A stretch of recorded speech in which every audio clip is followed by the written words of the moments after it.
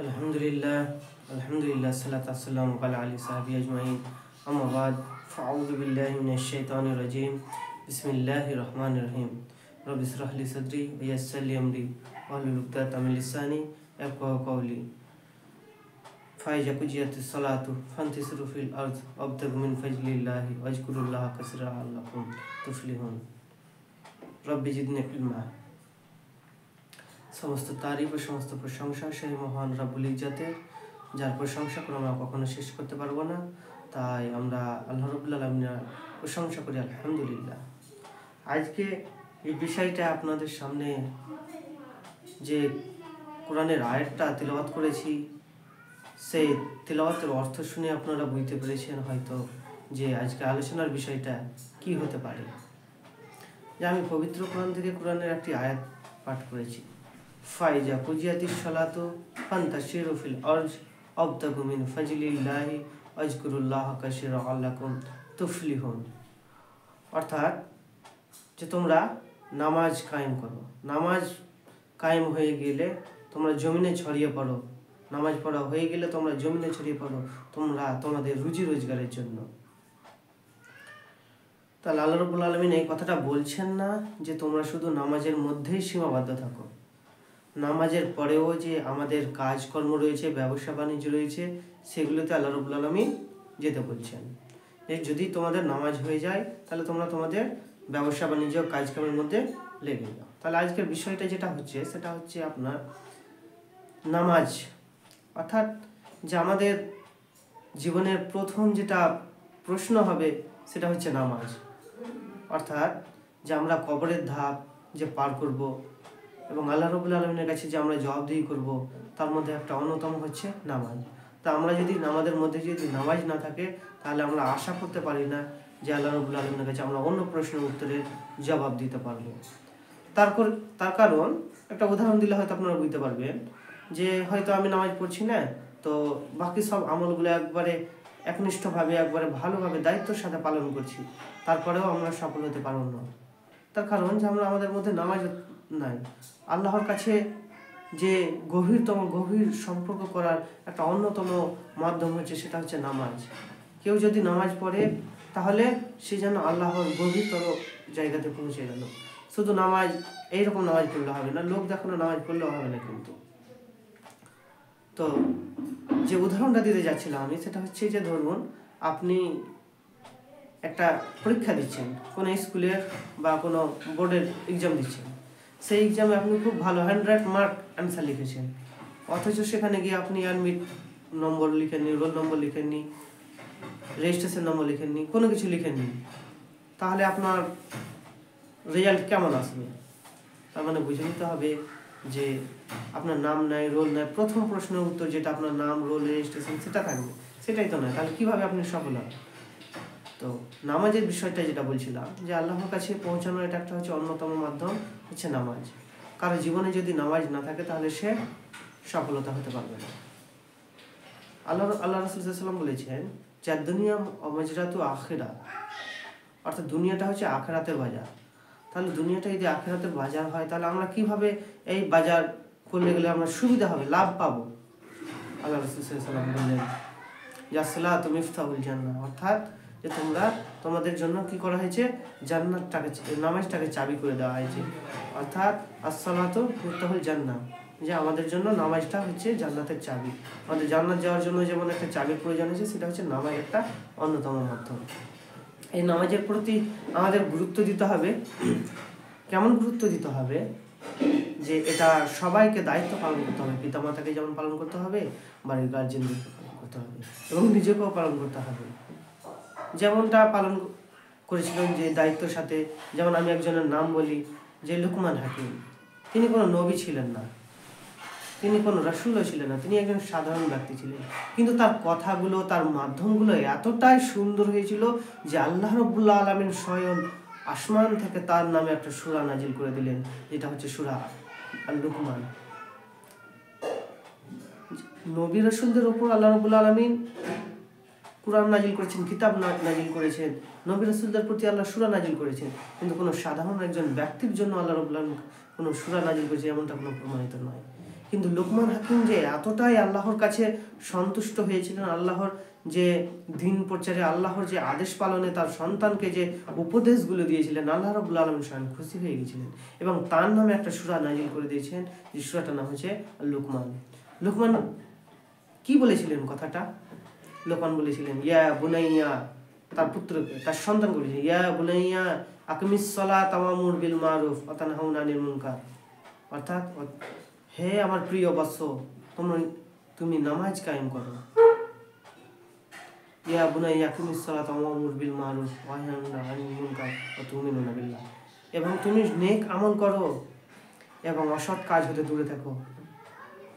তাহলে তার সন্তানকে যে তিনি উপদেশ দিচ্ছেন যে নামাজের ব্যাপারে, আমরা ভেবে দেখি যে আমাদের সন্তানকে কবার বলি যে নামাজ পড়ার ব্যাপারে, তা আল্লাহ রাব্বুল আলামিন এইখানে খুশি হয়ে গেলেন।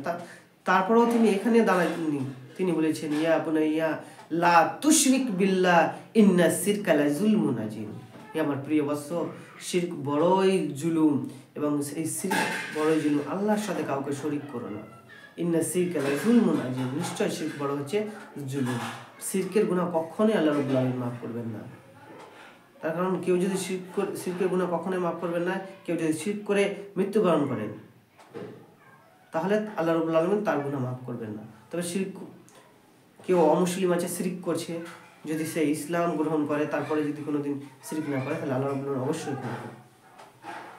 তো আল্লাহ রাব্বুল আলামিন যে তার প্রতি সন্তুষ্ট হয়ে যে সূরা নাজিল করলেন, এই সূরাটা হচ্ছে লুকমান, তার সেখান থেকে আমাদেরকে শিক্ষা নেওয়ার প্রয়োজন রয়েছে। এখান থেকে যে শিক্ষাগুলো দিচ্ছে যে আমাদের জীবনে বাস্তবায়িত করার জন্য নামাজ খুবই প্রয়োজন, নামাজের গুরুত্ব, নামাজের ফজিলত রয়েছে। যে শুধু আমরা যে নামাজ পড়ব, নামাজের মধ্যে কি আমাদের রয়েছে, কি আমরা সুবিধা পাবো, নিশ্চয় আল্লাহ রাব্বুল আলামিন বলেছেন যে নামাজের বিষয়ে, যে নামাজ কিরকম হতে হবে, কেমন হবে নামাজ। আল্লাহ রাব্বুল আলামিন পবিত্র কোরআনে সূরা আল আনামের মধ্যে বলেছেন কুল ইন্না সালাতি ওয়া নুসুকি ওয়া মাহইয়ায়া ওয়া মামাতি লিল্লাহি রাব্বিল আলামিন, বলো আমার নামাজ, আমার কুরবানি, আমার জীবন, আমার মৃত্যু সব কিছু আল্লাহ রাব্বুল আলামিনের জন্য। তাহলে আল্লাহ রাব্বুল আলামিন কি বলছেন যে বলো কুল ইন্না, নিশ্চয়, সালাতি নামাজ, বলো কুল ইন্না সালাতি ওয়া নুসুকি কুরবানি, কুল ইন্না সালাতি ওয়া নুসুকি ওয়া মাহইয়ায়া ওয়া মামাতি লিল্লাহি রাব্বিল আলামিন, বলো আমার নামাজ, আমার কুরবানি, আমার জীবন, আমার মৃত্যু সব কিছুই হতে হবে আল্লাহ রাব্বুল আলামিনের উদ্দেশ্যে। তাহলে আমরা কোনো লোক দেখানো কাজ করতে পারবো না। নামাজ একমাত্র আল্লাহর কাছে, আল্লাহর গভীরতার কাছে পৌঁছানোর একটা মাধ্যম। আমি নামাজ পড়বো তখন কি মনে করতে হবে? আমি যখন নামাজ পড়বো তখন আমাকে মনে করতে হবে আল্লাহ আমাকে দেখছে। এটা যদি অন্তরে না হয় তাহলে এটা অন্তত ভাবে যে আমি আল্লাহকে দেখছি। তাহলে সিজদার মাধ্যমে এবং যে আমরা দোয়ার মাধ্যমে আল্লাহ রাব্বুল আলামিনের কাছে পৌঁছাতে পারি, এই নামাজ হচ্ছে একটা অন্যতম মাধ্যম। এই নামাজ কতটা গুরুত্ব, একজন সাধারণ মানুষ এবং কাফেরের মধ্যে বলা হয়েছে নামাজের পার্থক্য। মান তারাকা সালাতান মুতাআম্মিদান ফাকাদ কাফারা, অর্থাৎ কেউ যদি ইচ্ছা করে নামাজ ছেড়ে দিল সে যেন কাফের হয়ে গেল। অর্থাৎ নামাজ হচ্ছে একজন মুসলমান এবং একজন কাফেরের মধ্যে পার্থক্য হচ্ছে একজন নামাজ। তাহলে মান তারাকা সালাতান মুতাআম্মিদান ফাকাদ কাফারা, যে ইচ্ছা করে নামাজ ছেড়ে দিল সে কাফের হয়ে গেল। নামাজের গুরুত্বটা কতটা রয়েছে, আল্লাহ নবী হযরত মুহাম্মদ মুস্তাফা সাল্লাল্লাহু আলাইহি সাল্লাম বলেছেন যে কেউ যদি নামাজ না পড়ে তাহলে আমার ইচ্ছা হয় সেই বাড়িটা আগুন জ্বালিয়ে পুড়িয়ে ভস্ম করে দিই। তাহলে কেউ যদি নামাজ না পড়ে তাহলে যেই বাড়িতে নামাজ না পড়ছে সেই বাড়িতে আল্লাহ নবী হযরত মুহাম্মদ মুস্তাফা সাল্লাল্লাহু আলাইহি সাল্লাম বলছেন আমি সেই বাড়িটা পুড়িয়ে ছারখার করে দিই, কিন্তু না করতে পারি না। তার কারণ কি? সেই বাড়িতে মহিলারা থাকে, সেই বাড়িতে মেয়েরা থাকে, তার জন্য আমি এটা করতে পারি না। তাহলে আল্লাহর নবী হযরত মুহাম্মদ সাল্লাল্লাহু আলাইহি ওয়াসাল্লাম কতটা রুদ্ধ হচ্ছে, কতটা ক্ষুব্ধ হচ্ছে, কতটা অসন্তুষ্ট হচ্ছে যে তিনি এই কথাটা বলতে বাধ্য হচ্ছে। নামাজ পড়লে আমাদের কি উপকার হয় এটাও জেনে নেওয়া জরুরি।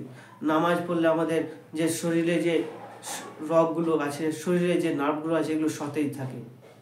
যে নামাজের মাধ্যম সব কাজ দিয়ে শুরু হবে।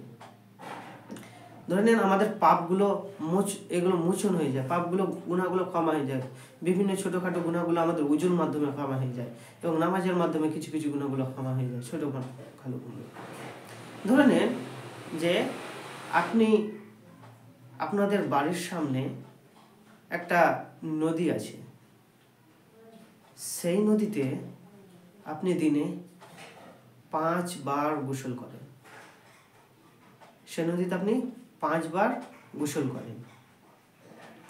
তাহলে আপনি যদি 5 বার গোসল করেন, তাহলে আপনার শরীরে কি কোনো গন্ধ দুর্গন্ধ থাকতে পারে? দিনে যদি 5 বার গোসল করি, আমরা সাধারণত 1 বার গোসল করি, আর যদি 5 বার গোসল করি তাহলে কোনো কি দুর্গন্ধ থাকবে? না, থাকবে না। অনুরূপ যে আমাদের গুনাহগুলো এইভাবে জড়ে যায় যে আমরা যদি এইভাবে যদি 5 বার উজু করি, 5 বার যদি আমরা আল্লাহ রাব্বুল আলামিনের সামনে মাথা নত করি, সালাত আদায় করি, তাহলে আমাদের গুনাহগুলো আল্লাহ রাব্বুল আলামিন ক্ষমা করে দিবেন। তাহলে নামাজের মাধ্যমটা আল্লাহর কাছে পৌঁছানোর একটা অন্যতম মাধ্যম। আমরা অবশ্যই একটা হাদিস শুনেছি যে যুদ্ধক্ষেত্রে গিয়ে হযরত আলী রাদিয়াল্লাহু তাআলা আনহুর পায়ে একটা তীর লেগে গেছিল। তখন তীরটা যখন টান দিচ্ছে, তখন হযরত আলী রাদিয়াল্লাহু তাআলা আনহু ব্যথায় আর্তনাদ করছে, চিৎকার করছে। তখন হযরত মুহাম্মদ মুস্তাফা সাল্লাল্লাহু আলাইহি ওয়াসাল্লাম, আমাদের বিশ্বনবী, তিনি বললেন যে হযরত আলীকে নামাজের মধ্যে দাঁড়াতে দাও। হযরত আলী রাদিয়াল্লাহু তাআলা আনহু নামাজের মধ্যে দাঁড়ালেন।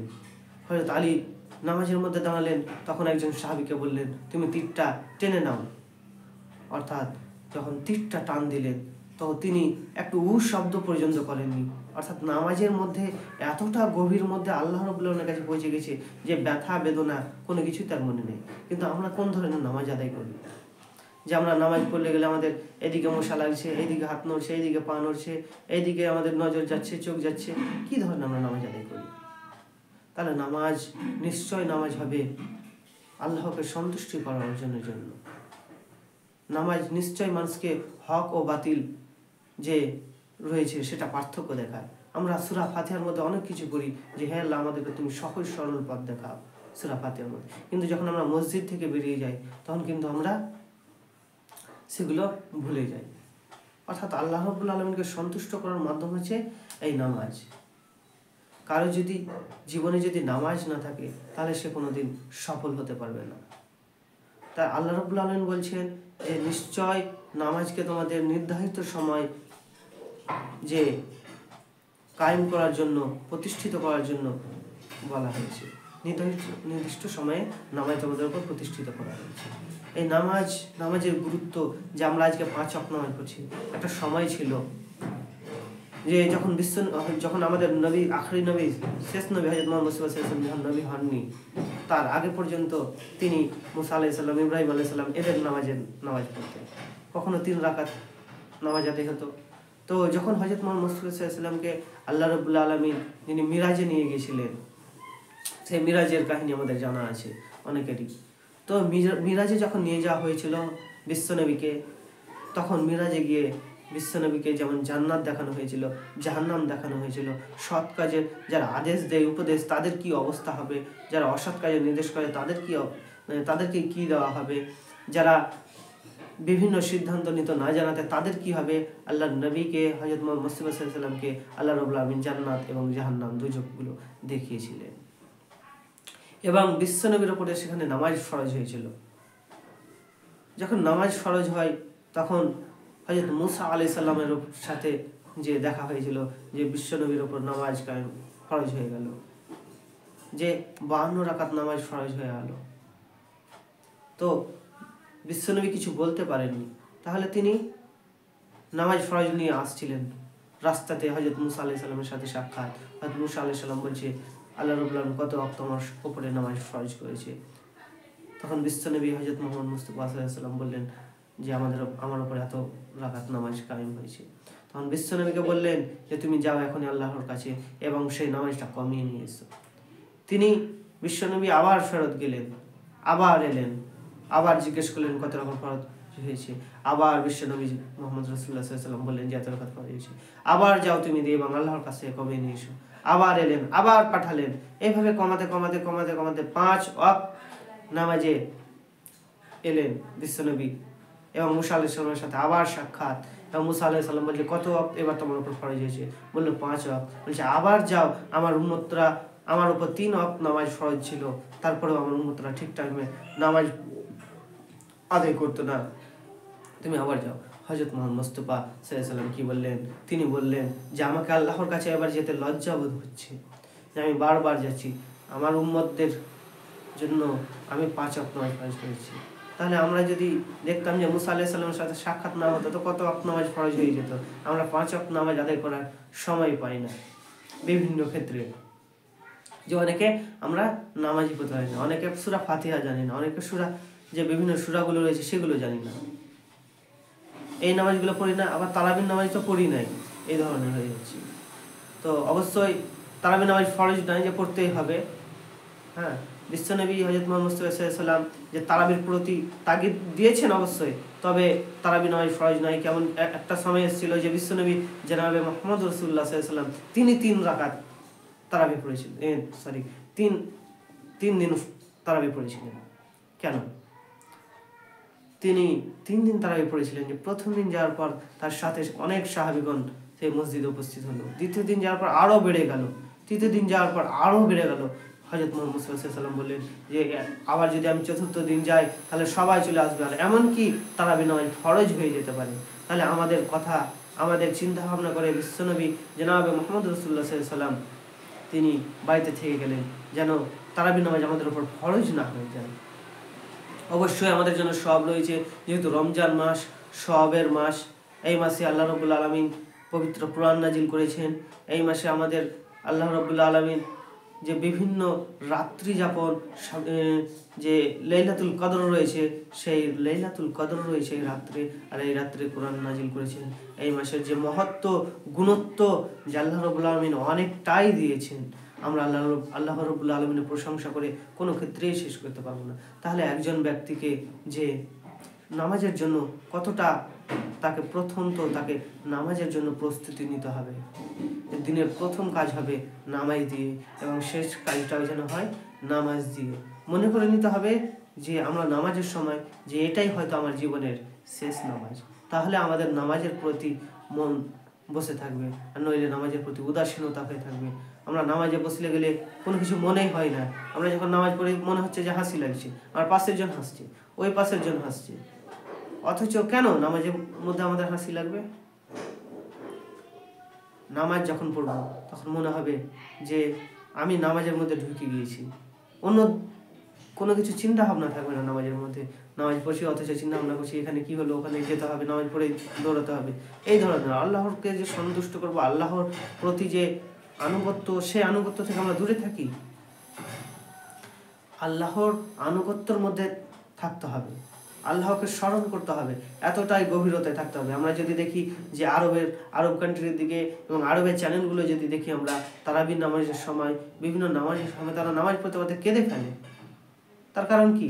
তার কারণ হচ্ছে তারা সেই নামাজের, সেই কোরআন তিলাওয়াতের তারা অর্থগুলো জানা আছে তাদের, যে কখন কিভাবে আল্লাহ রাব্বুল আলামিন কিভাবে তাদেরকে জাহান্নামে নিক্ষেপ করবেন, কিভাবে শাস্তি দিবেন, এবং শাস্তির কথাগুলো শুনে ভয়ে ক্রন্দন করে বসে, ভয়ে ভীত হয়ে যায় সেই জাহান্নামের আযাবের কথা শুনে, সেই বিভিন্ন ধরনের আল্লাহ রাব্বুল আলামিনের শাস্তির কথা শুনে। তাহলে এই নামাজ জিনিসটা এমন একটা জিনিস যে কারোর মধ্যে যদি নামাজ না থাকে তাহলে সে কোনো মতেই কখনোই সে জান্নাতে যেতে পারবে না। আমরা সাহাবীদের যদি ইতিহাস দেখি, তো সাহাবীরা এতটাই যে তারা নামাজের প্রতি মনোযোগ ছিল যে তারা নামাজের জন্য বিভিন্ন পোশাক পরিচ্ছদে ছিল না। আমাদের সকলের পোশাক, এক একজনের পোশাক 5টা 7টা 10টা পোশাক রয়েছে, অথচ আমরা নামাজ আদায় করি না। তবে আমরা একজন সাহাবীর ইতিহাস যদি পড়ি তাহলে আমরা জানতে পারবো যে তারা কিভাবে নামাজকে গুরুত্ব দিতেন। যে একজন সাহাবী যার নাম আব্দুল্লাহ আনসারী, তিনি নামাজের জন্য কতটা গুরুত্ব ছিল যে তিনি রুমের মধ্যে তাদের পোশাক পরিচ্ছদ ছিল না, একটা পোশাক ছিল, সেই পোশাকটা তার স্ত্রী পরিধান করতো, সে বস্ত্রটা আবার তিনিও পরিধান করতেন। তো নামাজে যখন যেতেন তখন আব্দুল্লাহ আনসারী দৌড়ে গিয়ে নামাজে যেত এবং দৌড়ে গিয়ে নামাজ থেকে বাড়ি ফিরে আসতো।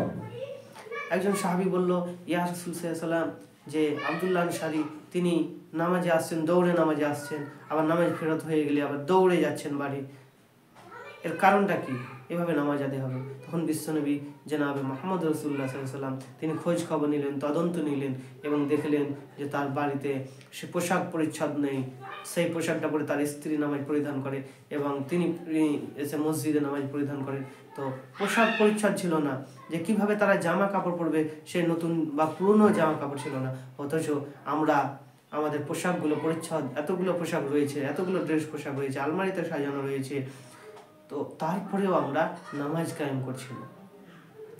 আবার অনেক ক্ষেত্রে আমরা দেখতে পাই যে নামাজের জন্য এত তাড়াহুড়া করে যে সেটা পোশাক পরিচ্ছদের ক্ষেত্রে বিষয়টা ভিন্ন, কিন্তু আমরা অনেক ক্ষেত্রে দেখি যে উজু করার পর এমন করে তাড়াহুড়া করে যে 3 রাকাত 4 রাকাত হয়ে গেল, তাড়াহুড়া করে একবারে উজু করা, এমন তাড়াহুড়া করে উজু করছে, একটা হাত ভিজলো, এই সাইডটা ভিজলো, এই সাইডটা ভিজলো না, তো তাড়াহুড়া করে নামাজ পড়ে একবারে মুখও মুছলো না, দৌড়ে গিয়ে একবারে লাইনে লাগছে যে সালাম ফিরিয়ে দেবে। এত তাড়াহুড়ার প্রয়োজন নেই, নামাজটা এইভাবে তাড়াহুড়া নয়। আপনি 2 মিনিট 5 মিনিট আগে আসুন, আস্তে ধীরে স্থিরভাবে উজু করুন। যেহেতু উজু না করলে তো নামাজ হবে না, এই জায়গাটা যদি শুকনো থেকে যায় তো আপনার নামাজ পড়া হবে, নামাজটা হবে না। তাহলে উজুটা হচ্ছে একটা মাধ্যম, উজুটা ভালোভাবে সুস্থভাবে উজু করুন, তারপর আপনি গিয়ে লাইনে কাতারে গিয়ে লাগুন। তো সেই রকমটা না করে আগে উজু করে আগে দিচ্ছে দৌড়। আর দৌড় দিতে গিয়ে এখন অধিকাংশ মসজিদগুলো টালি এবং মার্বেল দিয়ে, এবং পাটাও ভালো করে মুছছে না, একবার দিল দৌড় আর তেমন একবার স্লিপ করে পড়লো, একজনের পাও ভেঙেছিল, এমনটাও খবর পাওয়া গেছে। তো এতটা তাড়াহুড়া করে এইভাবে নামাজ আদায় করলে তো হয় না, যে নামাজটা তত তাড়াহুড়া জিনিস নয়। অনেক ক্ষেত্রে দেখি যে নামাজের মধ্যে কতটা গাফিলতি করে, যে রুকু থেকে ওঠার দোয়া পাঠ না করে সিজদায় চলে গেল, আবার সিজদা থেকে ওঠার যে দোয়া রয়েছে, সিজদা থেকে উঠে যে দোয়াটা পাঠ করতে হবে, তারপর আরেকটা সিজদায় গিয়ে আমাদের যেতে হবে, তৈরি হতে হবে, তো সেটা না করে, সেই দোয়াটা পাঠ না করে একটা সিজদা থেকে উঠে আরেকটা সিজদায় চলে গেল, যে সিজদার দোয়াটা ছিল সেটা দ্বিতীয় সিজদাতে গিয়ে শেষ হচ্ছে, আবার সিজদা থেকে উঠে আবার ডাইরেক্টলি দাঁড়িয়ে যাচ্ছে। তাহলে নামাজগুলো যে আমাদের খামখেয়ালি হয়ে যাচ্ছে, উদাসীনতা হয়ে যাচ্ছে, কেমন মনে হয়ে যাচ্ছে। তাহলে আমরা যে নামাজ পড়ছি, নামাজটা কি কবুল করছেন আল্লাহ রাব্বুল আলামিন? আমাদেরকে একটু ভেবে দেখা প্রয়োজন রয়েছে। নামাজ যেহেতু আল্লাহর কাছে পৌঁছানোর একটা অন্যতম মাধ্যম, নামাজটা আল্লাহর কাছে পৌঁছানোর একটা অন্যতম মাধ্যম, এই নামাজ যদি আমাদের মধ্যে না থাকে, তাহলে আল্লাহ রাব্বুল আলামিন আমাদেরকে কিন্তু সেই যে জান্নাতের, যে আমাদেরকে আল্লাহ রাব্বুল আলামিন যে জান্নাতে পৌঁছানোর জন্য, জান্নাত দেওয়ার জন্য যে আল্লাহ রাব্বুল আলামিন প্রতিশ্রুতি দিয়েছেন, কিন্তু সেই জায়গাতে আমরা কিন্তু পৌঁছাতে পারবো না। সেই জায়গাতে কিন্তু আমরা পৌঁছাতে পারবো না। তাহলে আল্লাহ রাব্বুল আলামিনের কাছে পৌঁছতে হলে প্রথম তো সাধারণত নামাজ পড়তে হবে। যে আল্লাহ রাব্বুল আলামিন যে 5টি স্তম্ভ দিয়েছেন, কালেমা, নামাজ, রোজা, হজ, যাকাত, তার মধ্যেও কিন্তু নামাজ রয়েছে। তাহলে নামাজ অবশ্যই থাকতে হবে। একজন ব্যক্তি যদি কালেমা পাঠ করলো, একজন অমুসলিম ব্যক্তি যদি মুসলিম হলো, তাহলে যে সময়ে সে মুসলিম হলো, ধরে নেন যে আসরের টাইমের আগে সে মুসলিম হলো, তাহলে তার উপর আসর নামাজ ফরজ হয়ে যায়। তার মানে কি, আমাদেরকে নামাজের প্রতি মনোযোগ রাখতে হবে। অনেক ক্ষেত্রে দেখা যায় খেলা চলছে, ক্রিকেট চলছে, বিভিন্ন খেলাধুলায় মগ্ন রয়েছে, ব্যস্ত রয়েছে, নামাজ হয়ে গেল, কোনো হিসেব কিতাব নেই, একসাথে 5 বারের নামাজ আদায় করবে। একজন ব্যক্তি আমাকে প্রশ্ন করেই বসলো যে আচ্ছা, আমি তো একটু কাজ কামে ব্যস্ত থাকছি, তো 5 বারের নামাজ যদি আমি একবারে পড়ে নিই তাহলে কেমন হয়? আমাকে কোয়েশ্চেন করলো। আমি উত্তরে বললাম যে হয়তো এক একদিন হয়ে যেতে পারে, কারণবশত যে আমি এমন ব্যস্ততায় আছি যে আমি সেখান থেকে বের হতে পারবো না, কোনো সরকারি আন্ডারে ঢুকে গেছি, সেখান থেকে বের হতে পারবো না, কোনো কারণবশত, যদিও নামাজ নির্ধারিত টাইমের মধ্যে ফরজ করে দিয়েছে আল্লাহ রাব্বুল আলামিন, কারণবশত কাজা করা যাবে না, কারণটাও সেখানে অগ্রগণ্য নয়, নামাজের সময় আদায় করতে হবে। তারপরেও যদি তর্কের খাতিরে বা যুক্তির খাতিরে মেনে নিলাম যে এক একদিন হয়ে যেতে পারে, এক একদিন হয়ে গেল, আমি পরীক্ষা দিচ্ছি, এক্সামের টাইমে হয়তো আজান দিচ্ছি, তাহলে সেক্ষেত্রে আল্লাহ রাব্বুল আলামিন ছাড় দেবেন, যেহেতু আমি এমন একটা সময়ে রয়েছি। কিন্তু ইচ্ছাকৃতভাবে গেলাম না, তার জন্য কিন্তু আল্লাহ রাব্বুল আলামিন আমাকে শাস্তি দেবেন। তো আমাকে সেই ব্যক্তিটা প্রশ্ন করলো যে আমি যদি একসাথে 5 ওয়াক্ত নামাজ আদায় করে নিই তাহলে কেমন হয়। আমি বললাম উত্তরে যে ধরুন যে আপনি সকাল থেকে নিয়ে রাত্রি পর্যন্ত যতগুলো খাবার খান, সকালে ঘুমিয়ে উঠে মুখ ধোয়ার পর যতগুলো খাবার খান, তারপর আপনি 10টা নাগাদ আপনি একটা টিফিন করেন, খাবার খান, তারপর আপনি 1টা বা 12টা নাগাদ আপনি দুপুরের খাবার খান, যে ভাত বা রুটি, তারপর আপনি বিকেলে কোনো কিছু মুড়ি খাবার খান, সন্ধ্যায় কিছু খান, রাত্রে আবার খাবার খান। তাহলে আমি যদি সে 5 বারের খাবার যদি এক জায়গাতে যদি রাখি, যে সকাল থেকে রাত্রি যতটা খাবার খাচ্ছেন যদি সবটাই যদি এক জায়গাতে রাখি এবং যদি একবারে খাবার সবটি খেতে দিই যে এবার আপনি খান 5 বারের খাবার একবারে, তাহলে খেতে পারবেন কি? সে ব্যক্তিটা বললো যে না, খেতে পারবো না।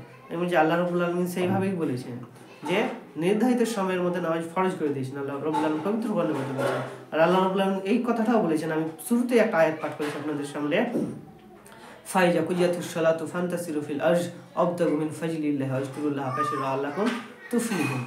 নিশ্চয়ই তোমাদের নামাজ কায়েম হয়ে গেলে তোমরা জমিনে ছড়িয়ে পড়ো তোমাদের কাজ কামের জন্য, তোমাদের ব্যবসা বাণিজ্যের জন্য। তাহলে আল্লাহ রাব্বুল আলামিন এখানে বললো, আর প্রথম তো বললো যে তোমরা নির্ধারিত সময়ের উপর সময়ে নামাজ ফরজ করে দেওয়া হয়েছে, তারপরে বলছেন তোমাদের নামাজ হয়ে গেলে তোমরা পৃথিবীতে ছড়িয়ে পড়ো তোমাদের রুজি রোজগারের জন্য, তোমাদের ব্যবসা বাণিজ্যের জন্য। তাহলে আল্লাহ রাব্বুল আলামিন সব দিকেই খেয়াল করে কথা বলেছেন যে আমাদের যাতে কষ্ট না হয়ে যায়। আমরা তো আল্লাহ রাব্বুল আলামিন যে সন্তুষ্টর জন্য যে দোয়া মোনাজাত করব, সেই মোনাজাতের টাইমটুকুও তো আমরা পাই না, এত আমরা ব্যতিব্যস্ততার মধ্যে দিয়ে কাটিয়ে দিই। তাহলে আল্লাহ রাব্বুল আলামিনের যেভাবে আল্লাহ রাব্বুল আলামিন আমাদেরকে নামাজ এবং আল্লাহ রাসূল সাল্লাল্লাহু আলাইহি ওয়াসাল্লাম যেভাবে নামাজের কথা বলেছেন আমরা সেভাবে যেন পালন করতে পারি। নিশ্চয় আল্লাহ রাব্বুল আলামিন এর মধ্যে সুফল রেখেছেন। যদি আমরা বিজ্ঞানসম্মত দিক দেখি তবু এর সায়েন্টিফিক অনেকটাই এর উপকার রয়েছে। যদি কেউ নামাজ পড়ে সঠিক টাইমে বা 5 ওয়াক্ত নামাজ আদায় করে তাহলে তার শরীরের নার্ভগুলো ঠিক থাকবে, তার যে শরীরের পাসগুলো থাকে সিজদা ঠিকঠাক সিজদা বলে গেলে সেগুলো ঠিক থাকবে। তাহলে এগুলো যদি আমরা দেখি তাহলে অনেকটাই আমরা উপকার পাবো।